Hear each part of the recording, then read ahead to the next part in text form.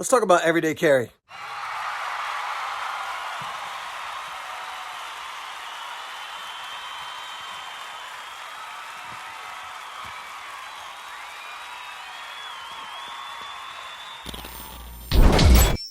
What's up, guys? Tim here from Everyday Tactical Vids. Today we're talking about everyday carry. Hey guys, real quick, if you're interested in any of the gear that you're going to see in this video, links are down below in the description section. Thanks. So in this video, I'm going to give you a broad rundown of the topic of everyday carry, talk about why it matters, also to some degree why it doesn't matter, and then in future videos, we're going to break down how to choose a flashlight, how to choose a good pocket knife, maybe a tactical pen, maybe an everyday carry type pen, bags, things like that. So lots of videos in this upcoming series, but I want to start off talking about everyday carry. If this is brand new to you, this will be kind of an intro and also a recap for the people who've been in the EDC world for a while. So everyday carry, EDC, it's the idea of the things that we carry with us every single day. There are different tiers to everyday carry for most people. Most people think about kind of everyday carry. Number one, what you're carrying on your actual person. Number two, maybe what you have in a bag. Number three, what you have in your vehicle. Now, an additional level that I would like to throw out there is everyday carry or everyday gear that you have with you in the car, and also thinking about stuff that you have at or will bring to the office or to your workspace. A lot of us spend a lot of time at work, and so sometimes we just think about when I'm out and about in life, but if you're sitting in an office, if you're working in a particular location all day long, think about what your EDC system or your everyday carry system is at work. Right here, I'd love to hear from you guys in a comment. What gear do you keep at work as part of your everyday carry system? So let's talk about the whys of everyday carry real quick. For some people, everyday carry is about cool gear, and that's cool. That's okay. Some people are like, I want to have a cool flashlight. I want to have a cool knife. I want to have a cool watch or phone case or something like that. That's a basic level of like, yeah, I like cool gear. Good on you. Another level is the level of preparedness for things that might go down in everyday life. And then there's sort of levels within that.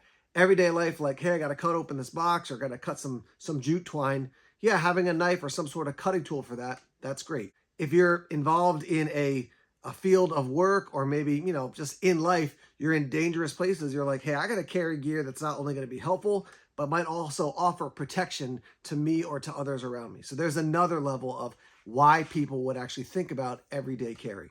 I'd like to push us to another level, which is everyday carry for me, for others around me, and for people, if you will, out there, right? So as a follower of Jesus, I'm always talking about loving God and loving others. So loving others is me taking care of my family, taking care of my friends, and then also, what about someone out there who's in a bad situation that I can assist?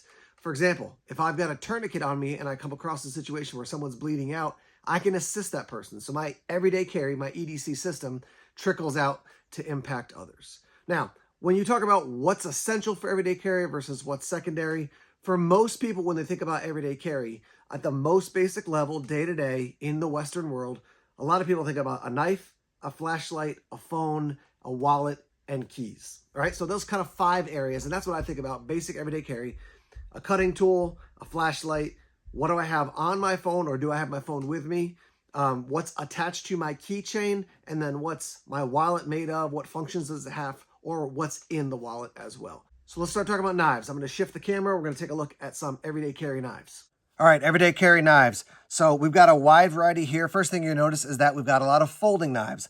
Some people do like to carry a small fixed blade. This is from Vastid.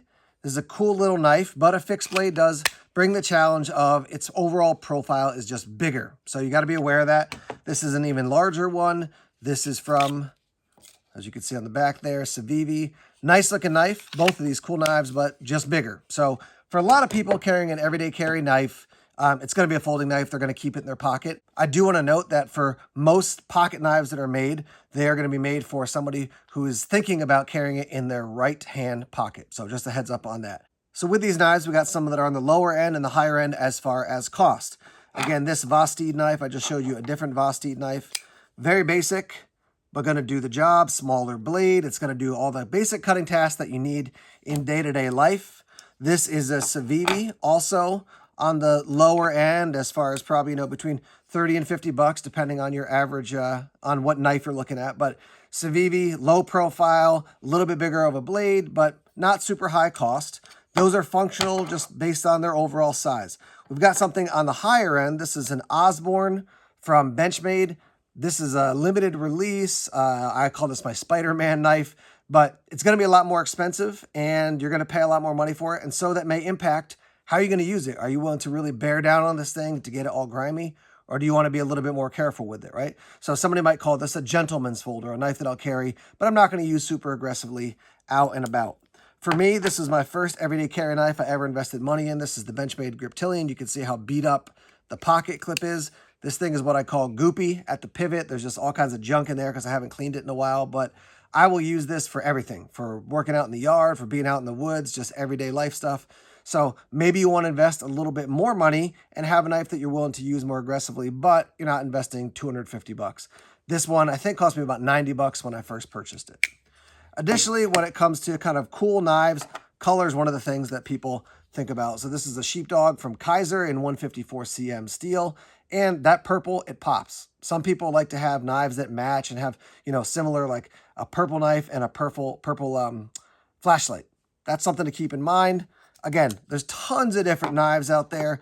One of the things you want to think about is what are you using your knife for and how much money do you want to spend? I think those are the two most basic things to think about when it comes to an EDC knife. How much money are you willing to invest and what are you using your knife for? And being honest with yourself. If you're just going to use it to cut open boxes and stuff, that's fine. But maybe you don't need a massive blade. If you're going to use it in, a wide variety of tasks, maybe you do want to do that. I just got a few new knives from QSP. This is a cool one that I just got from them. Different handle than some of these other ones with this micarta. I like the blade. I like that tip for piercing. I think that's a really nice look. I got this one from, I think the company's called Katana. This is an M390 steel, so a lot more expensive than your average knife. And it's got some just a unique kind of overall look. I got this cold steel in a battle box, and that is a really big knife for EDC for a lot of people. A lot of people want to, think about 2.5 to maybe 3 inches, a little bit longer for a blade. This overall knife is just big, but this knife, similarly to the Griptilian, I would definitely use out in the woods. So starting off, remember, think about what you're using it for and how much money you're willing to spend when it comes to a knife. Now, in a future video, we'll talk about functionality. This is the Benchmade Infidel. It's called an OTF out the front. And I think it's a cool looking knife. Definitely gets some attention. It's kind of fun to press this thing in and out. But this can actually make people nervous. I made a video in the past about scary knife syndrome. We'll talk about that in the future for sure. But think about functionality. This I don't find super functional when it comes to just like an everyday carry type of blade. And it's pretty expensive. Here's another knife. This is the CRKT Provoke. And it's nice and compact as far as, when you put it in your pocket. This right here is the pocket clip. You can see you press down and it kind of opens up the pocket clip. But this is basically a folding karambit style knife. So there's kind of a wow factor of that. It's definitely unique. They do make a more EDC friendly version of this with less of a hooked blade and more of a kind of a blade that comes straight out. But because it's different, unique, it's just something to keep in mind. Is this the type of knife you're going to use for an hour cutting through boxes or cutting through twine? Maybe, maybe not. But just be aware you don't want to get sucked into, oh man, I got this really cool knife, and then you never use it because it's just not functional. So there's a quick look at knives when it comes to everyday carry and some things to be aware of. Next up here, we're talking about flashlights. So a bunch of different things you want to think about. First thing I would mention is rechargeability or replacing batteries. So this is the Streamlight Macro Stream. It has a USB charging port, so you can charge it up easily if you have a place to plug your cord into. The Surefire Fury is one of the first ones I ever got. I added the Theorem switchback to it for carrying it. And I love this flashlight. It takes CR123s. Those are a little bit harder to find than maybe a AA or a AAA. So that's, again, something to think about. Next up here, we have the PowerTac E5R. I love PowerTac. I stand behind their products. They've worked great for me. Something with this one in particular, that company in particular, is their durability, right? So if I'm out and I'm in the woods and I'm getting dirt and grime over them, I'm bumping up against rocks and trees, I want something that's going to be strong. That can be a great one, or a great thing to think about, and PowerTac has been awesome for me. Next up, we have this Olight Arcfeld. A couple things about this. Proprietary charger here, so if you don't have the charging cord with you, you can't charge it. That's a bummer. The other thing to keep in mind with this is a variety of functions. So we've got a light, a laser, and a UV light. For me, UV light, not so helpful. Laser, not so helpful. But I do like the light because it has a slim profile. So Another thing to think about is what does it feel like when you're carrying it in your pocket? This is a keychain flashlight from Claris. Great little light. Not going to be something that's going to give you a ton of light if you're out having to walk at night, but maybe a little backup item to keep in your pocket. This Woobin X2, again, rechargeable with a USB cord, slim profile, small, and it's just different. I kind of like the different features on that one. Up here at the top is the Sofern SC13. One thing I like about this is how small it is. Also rechargeable, comes with a nice pocket clip, and yeah, just a compact light. The Olight batons are similar to that. Out of all these lights, right now, one of my favorites is this, the EDC 27 from Nightcore. A lot of functionality. You can see it's got 2 switches, slim profile, similar to the Arcfeld. Let me hold these two side by side. But the thing I love the most about the EDC 27 is this. You turn it on, tells you the lumens, and then it's going to show you how much time you have left. Now, it's going to drop a little bit here. It usually does it right when you turn it on. It gets a sense, okay, 12 hours and 35 minutes left of burn time. That's awesome, because now I know I've got 12 and a half hours left. Sometimes you have a battery and you're like, yeah, I'm good, and then all of a sudden it's dead. With this one, nope, you can tell. So turn it on. Let me go to a different output. 200 lumens will give you 3 hours and 49 minutes right there. Turn it off. I just think that's awesome. I think that's a huge win to be able to see how much time you have left. So, profile of a flashlight, durability of a flashlight, rechargeability of a flashlight, cost obviously is another thing. If you want to spend 20 bucks, you're going to get a different light than if you spend 100 bucks. And for me, one of the big things is that I love a flashlight that has an end pressure switch. I don't mind something that's got a side pressure switch, but the fact that I can hold this like this and naturally just press it with my thumb, that's a huge win. That's a huge preference for me when I pick out an EDC flashlight. What we're looking at here are the 2 other main EDC items. For me, I got my keychain set up and my wallet. So with my keychain setup right now, I've got some basics on it, but this is changing. I just have too much stuff. It's too big and clunky.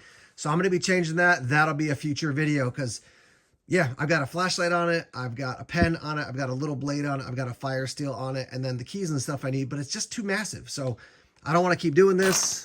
That's going to get swapped out. This is my VanQuest wallet. I love this.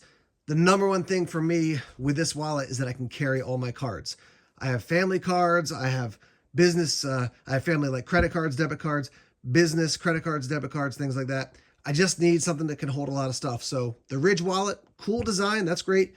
Just doesn't work for me because it's too small. I need something that can hold a lot of my cards. Another 2 things I like about this wallet is durability. This thing has been just great for me for many years. And also it's RFID blocking. So people can come over and try to steal my information with an RFID reader, stealer as I like to call it. But this has the RFID blocking ability built into the wallet. So that's definitely a win as well. Now, a few other things to think about when it comes to EDC gear. This is like an EDC organizer. I have a video that's ready to go live with an EDC organizer I just put together. This is from Viperade. You can see some zippered pockets. We got a big zipper pocket there. On the back, we have some slots so we can put things. This is a great way to organize your EDC if you just don't want to have a knife in one pocket and a flashlight in the other pocket. So how about multi-tools? Certainly you can carry a full size. I carry a full size multi-tool in my bag, but we've got smaller multi-tools like a little Victorinox or a little Leatherman Squirt. And then these other 2, these are from A-N-T Design, and these are the Pathfinders. So you've got a little pry option there. You can see there's a blade inside. These are cool little items. They've got a, you can see here, pocket clip there, and then we've got a little ruler on the back as well. So maybe you want to carry a little tool that can hang off your keychain or just something you can throw into a pocket. Maybe you need a bigger set of tools. This is not a massive one. It's about as big as a pen, but it's got some bit drivers inside. So we got that. You can take this out, flip it around. You got your Phillips, and it looks like a pen, and it's very compact. Speaking of pens, maybe you want to carry a pen for your EDC. This is a Schrade. This is a Phoenix with a flashlight built in. This is a Schrade that's got a fire still. This is from a company called TEC, and it's just a pen, but it's magnetic.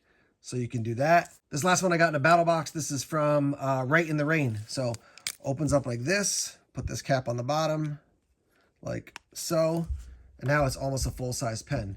These other ones, pen, they all work as pens. This one's got a fire steel. It's also got a whistle. This one, like I said, has an actual light built in there. And the thing I like about this one is that it can definitely be used for self-defense, especially with that nice flat end, put your thumb like this. If somebody gets too close, you can tap them to let them know they need to get away.